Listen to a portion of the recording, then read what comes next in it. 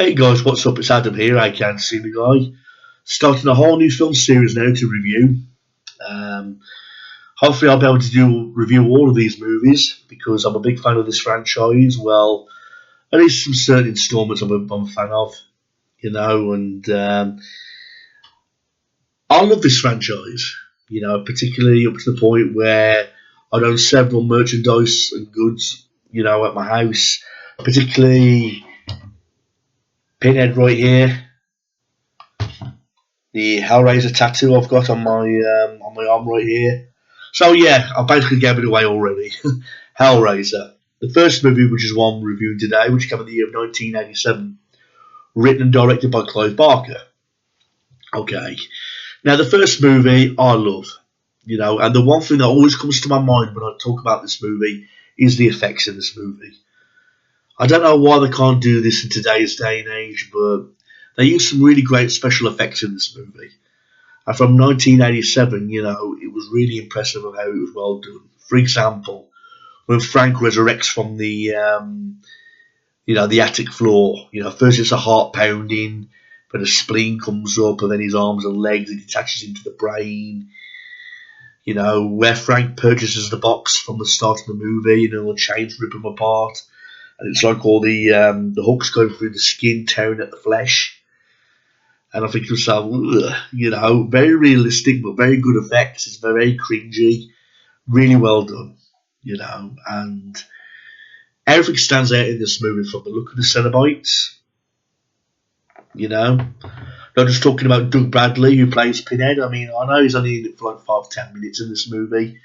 He plays much more longer, serious roles than the other installments. Okay. And I've met several cast members of this movie as well. I've met Doug Bradley.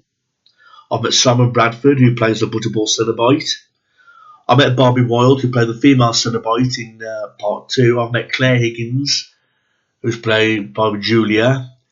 And I've also met Sean Campbell, who plays Frank in this movie. So I've met several cast members of this movie. I would like to meet Ashley Lawrence, Andrew Robinson. There's a couple of Cenobites who I've not met yet. I've not yet met... what's his name? The Chattering Cenobite, who's played by Nicholas Vince. I would like to meet Grace Kirby, who played the female Cenobite. From what I understand, she's Clive Barker's cousin. She played the female Cenobite in part 1. She didn't come back though for part 2. That's why Barbie Wilde took over her role. But the first movie, many people would say it's a classic, and I find that hard to disagree with. Like I say, I own the first 3 movies on Blu-ray right here in this Hellraiser box set, and I've got Hellraiser Deader right here on DVD, and of course Hellraiser Bloodline, Inferno, Hellseeker, and Hellworld on this 4-feature Blu-ray set right here. I can't understand why Deader wasn't involved in this set on the Blu-ray. Can't understand that. That's always puzzled me. But anyhow, the first movie, which came out in the year 1987, is a pure classic. Is it the best one in the franchise? Quite possibly, but I really like part 2 a lot as well. I'd have to say the best movies in the Hellraiser franchise are definitely the first 3, the trilogy. But like I say, we've got the first one. I'm talking about the first one right here. Basically, Sean Campbell, who plays Frank, he purchases a box from this guy at the start of part 1. It's like a puzzle box. He's messing with the puzzle box. He solves it, and these chains shoot out the box, and the fucking rip out his flesh. Then it cuts to silence, and then it shows the room where Frank was tortured. And like I say, the atmosphere of the room was so cringeworthy. It was so fucking look, because there's blood all over the place. There's a pillar, with skulls stabbed onto it with stomachs, and the dismantling of a human body. And then you see a short sign of the Pinhead messing with the puzzle box, and the room goes back to normal. And then we get introduced to Andrew Robinson, who plays Larry, who's Frank's brother. Claire Higgins, who plays Julia, who's Andrew Robinson's second wife. And we learn that Andrew Robinson's daughter is in this, called Ashley Lawrence. Well, not real life daughter, but on-screen daughter, Ashley Lawrence, who plays Kirsty. They move into the house. Julia's reluctant about it because it's bringing her back bad memories about the time she had an affair with Frank. you know. And while they're moving in, Andrew Robinson's character, Larry, cuts his hand on a nail, and then it's, again, great effects where the blood's dropping on the floor from the nail wound. It's dropping onto the floorboards of the attic, and it's slowly sinking through, forming Frank. And then that's when we come to excellent special effects, where Frank comes back as like a mutated body, the bones popping up from the floorboards, the rats are all freaking out, bones going in all together, like forming a skeleton, spleen going into the brain, and it was all really well done. And later on throughout the film, Julia encounters Frank, who's trying to get back into his normal body self again. She learns that she's got to bring him victims, so he can eat them, so he can get back to his normal self again. And throughout the whole middle of the movie, that's what the movie's about. I mean, we learn from Kirsty that she doesn't get along well with Julia. She's got a boyfriend called Steve. And Andrew Robinson, Larry and Julia's marriage is falling apart because Julia feels really guilty about what she did with Frank. But at the end of the day, she loved Frank. She doesn't care for Larry.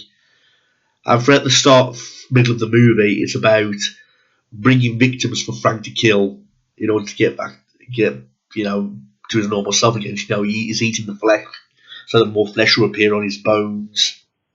We'll learn more about the Cenobites along the way, because Frank tells a story about the land figurine box, saying it opens doors to the pleasures to heaven or hell.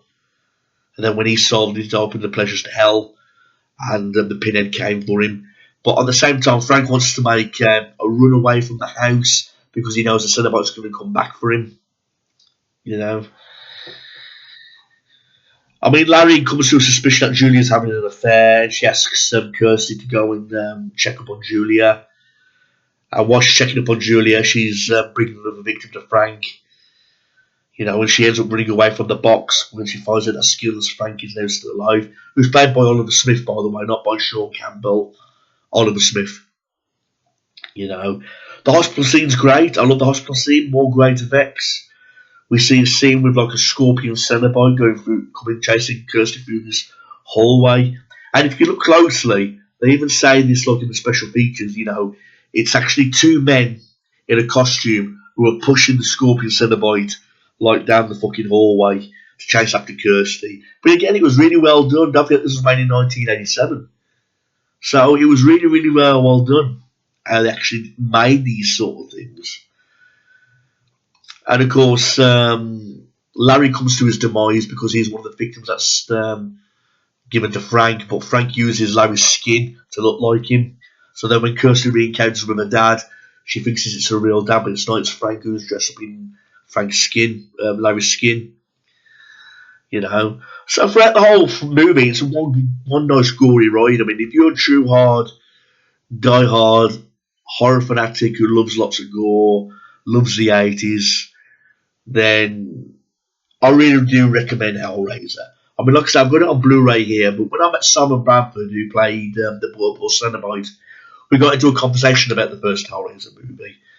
And he says the best way to watch the first Hellraiser movie is through VHS.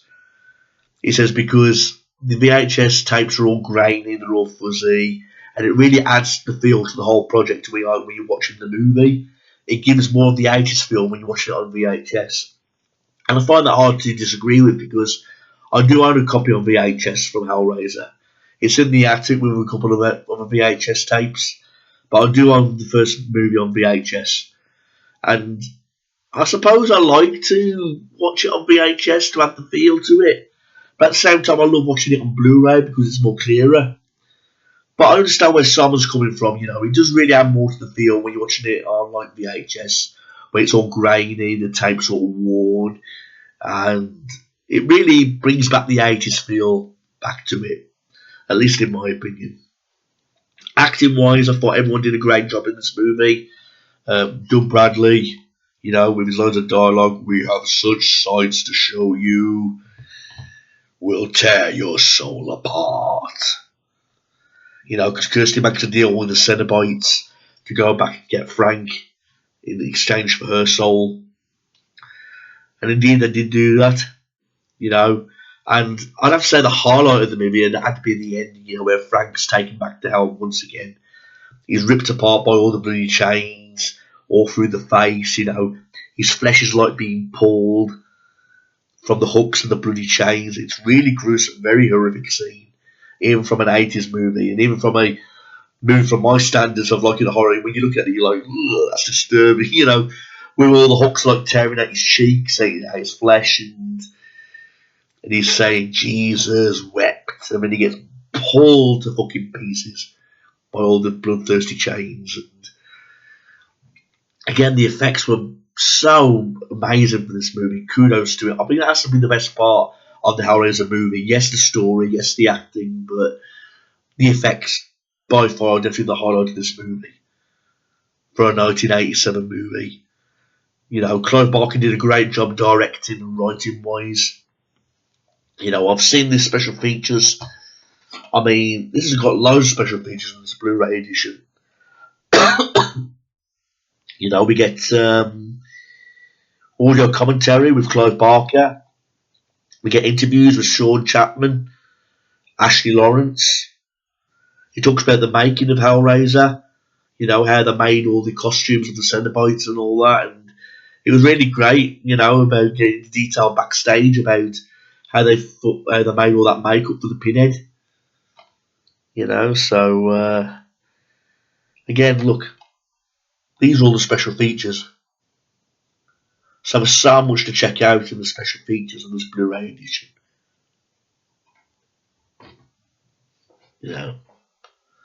So yeah, Clive Barker's Hellraiser, it's definitely an all-time classic. There's one more glimpse of the tattoo there on my Pinhead. So in terms of the sequels, Hellraiser 2 and 3, the trilogy is definitely the best part of the franchise, in my opinion. Hellraiser 2 was a smashing sequel, Hellbound. We got Hellraiser 3, Hell on Earth. And after that movie, it sort of goes downhill, but I'll get into those reviews when I do them along the way. But, like I say, Hellraiser, it's definitely one of those all-time classic movies where it resembles horror, defines horror. Doug Bradley, great guy, because I've met him in real life, and he really loves associating and talking with the fans, socialising. When I met him, he was such a nice guy. He did say the first movie was his favourite Hellraiser movie, because he wasn't aware about how much the franchise was going to blow up into this big, massive horror icon that he created. So it's a really good idea. I really do recommend it for all bloodthirsty horror fanatics, and for horror fanatics who love the 80s horror movies as well.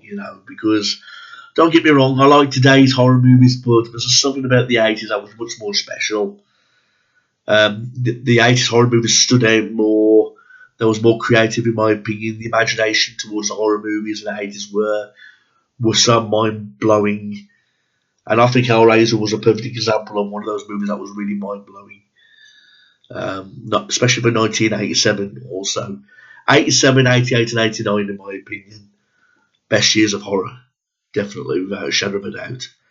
I mean, Friday the 13th came before this and all that, but it wasn't until like Hellraiser and Nightmare on Elm Street and all that came afterwards. So anyway, that's my review for the first Hellraiser movie, everyone. Like I said, I really do recommend it for any horror fanatic. And like I say, it's a great one to check out, all-time classic. If you've got any questions or anything you want to mention, please leave in the comment section below. And I will get on and review the rest of these movies. Hopefully there might be more longer ones because I'll get into more details as to why I like them as I go along, especially in the trilogy. Thanks for watching this, everybody. Like, rate, and comment. Leave a comment below. Thanks, everyone. Peace out.